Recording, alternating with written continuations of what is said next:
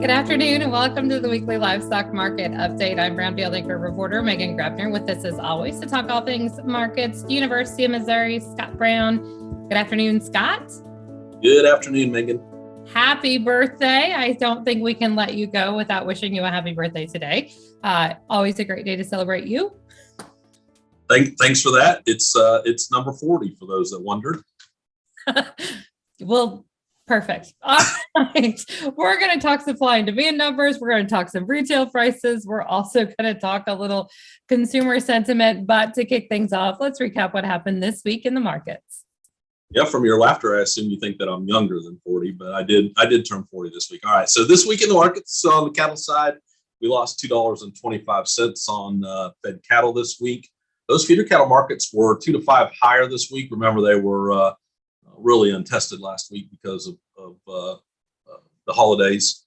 On the future side, the August live cattle futures contract was up $1, and the August feeder cattle contract was up $4, more than $4.75. September corn futures were down 29, so I think that helped us on the feeder cattle side. Choice box beef price was higher this week, up $1. For me, the good news here is that when you look at where box beef prices are relative to a year ago, they're now just $3.60 below year ago levels. A few weeks ago, and you and I were talking about much greater differences there. On the hog side this week, barrow and gilt prices $4.40 higher. A good week for cash hogs. The lean hog futures contract for August was up 90 cents. We also saw a very strong pork cutout value this week, up $5.30.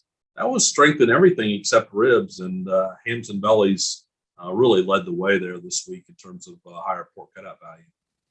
It's really been interesting, and we'll talk supply and demand numbers coming up here in just a few, watching the corn market and then watching the cattle market react as well.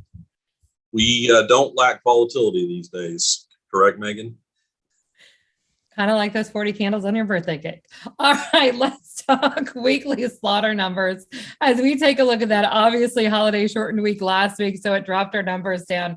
And those comparisons look very spectacular this week.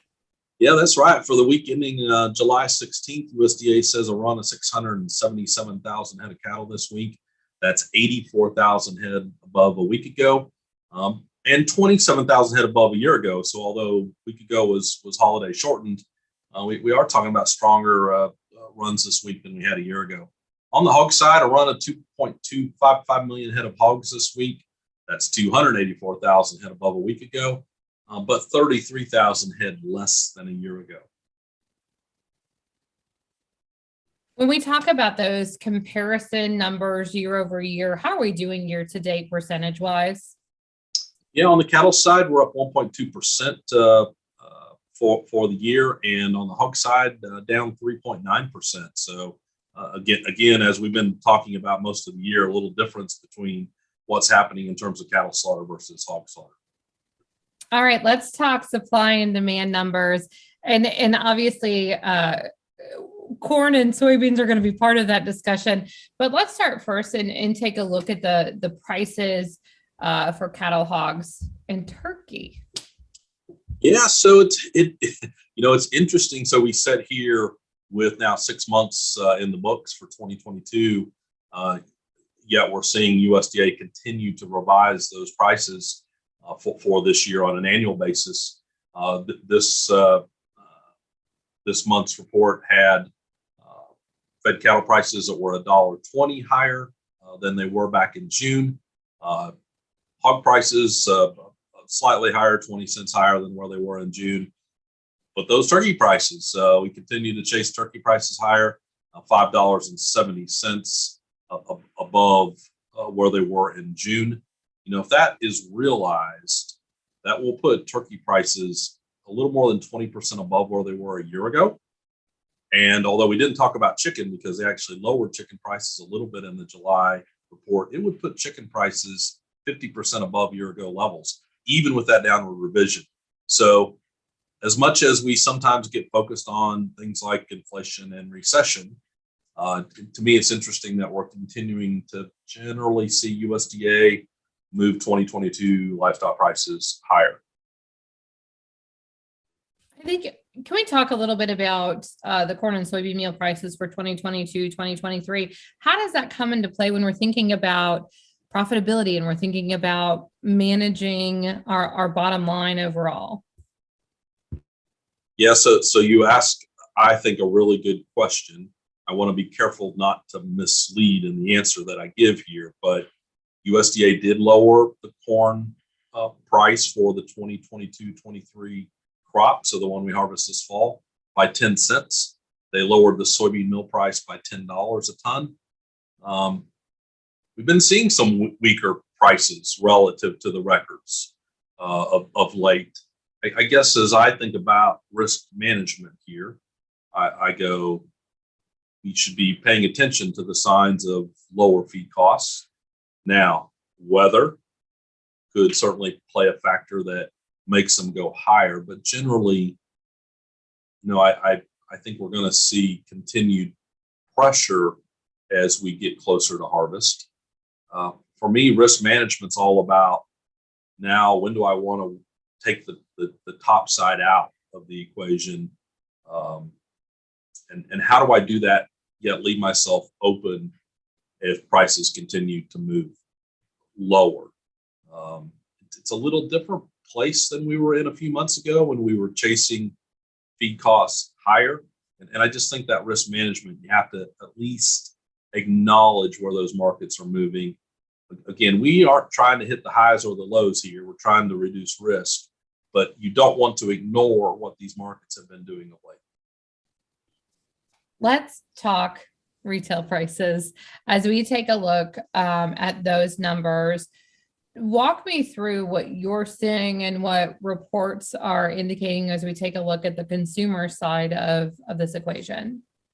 Yeah, so we continue to see lots of information this week about high food prices, high inflation that hasn't really gotten off the screen.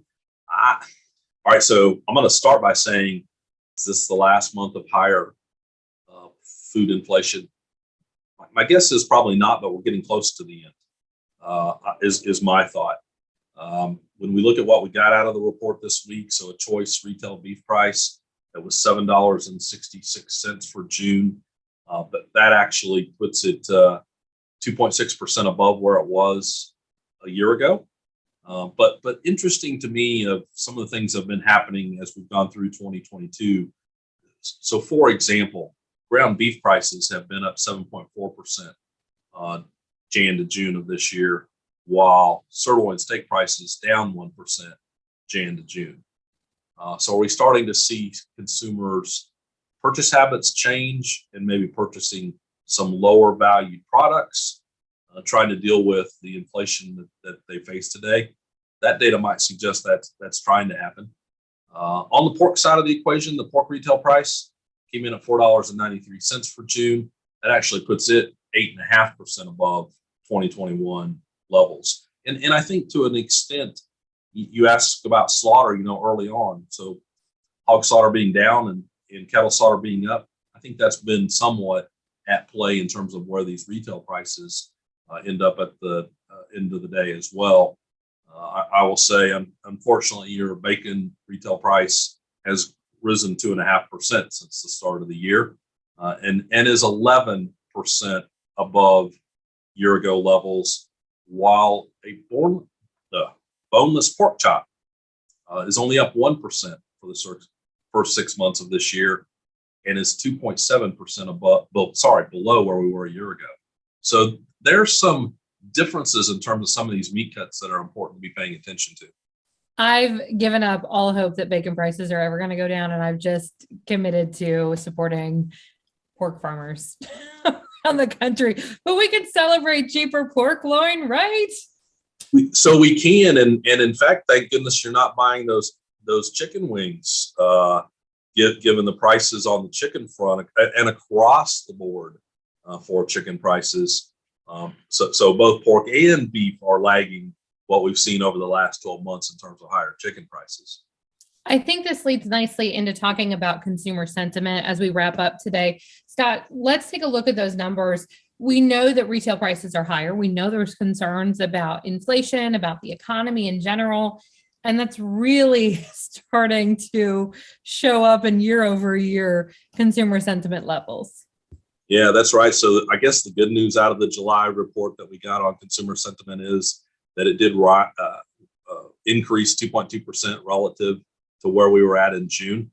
June was a pretty tough consumer sentiment month, if you recall. Yet year over year, we're still 37% below year ago levels.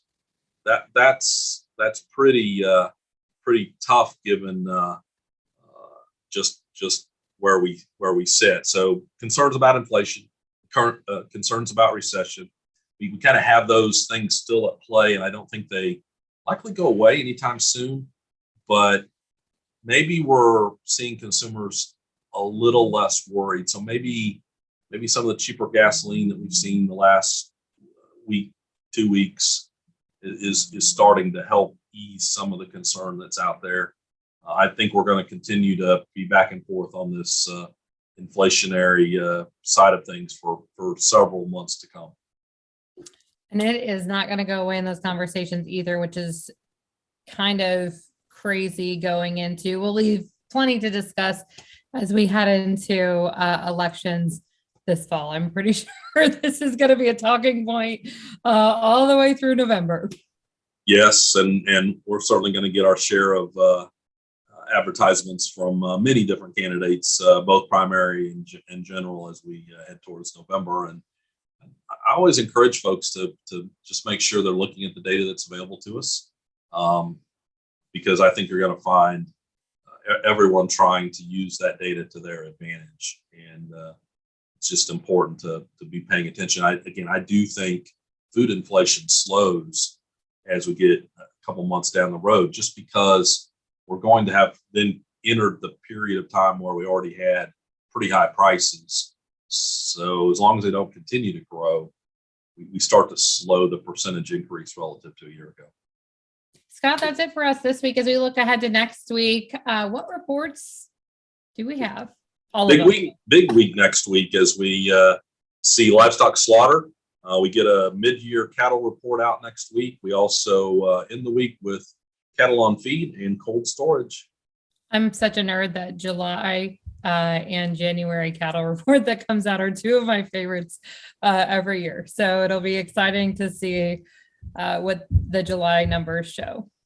I am very curious to see the beef cow herd, given all the discussion you and I have had on heifers in the feed yard and beef cow slaughter. It could really start to confirm maybe another million head decline coming by January of 2023. We'll see. We will definitely see. Good to see you. Have a great birthday. We will talk to you next Friday. Thanks, Megan. All 40 of them.